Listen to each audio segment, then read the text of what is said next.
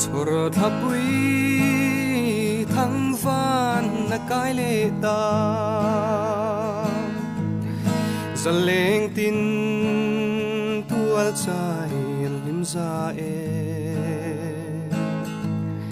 ke ro kai narun ka vai si khil ka hai lung lam ka vai rua ye chor thapui engan ilo en le kalung di pham tu ka ngai mai ma se au ki rual li chang si lo chan to ka lung reng oi thei lo mana chuan i eng moi lo min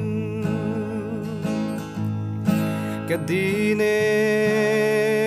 mangai na parkan tla tu na roi chua pui si lo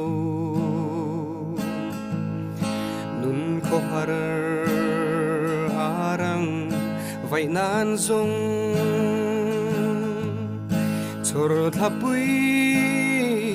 herliang to mai ro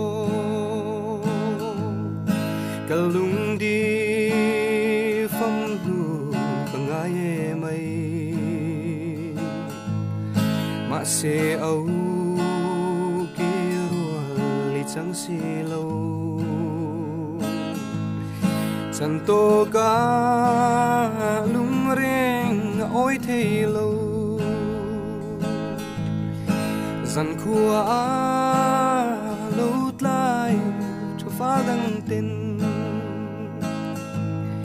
di runan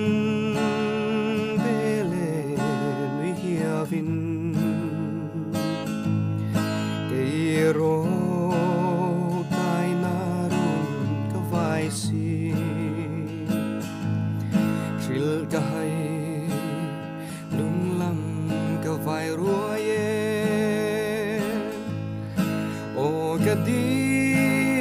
lo kir le mai ro kalung di pham du ka ngai mai ma se au ki rual li chang si lo chan to ka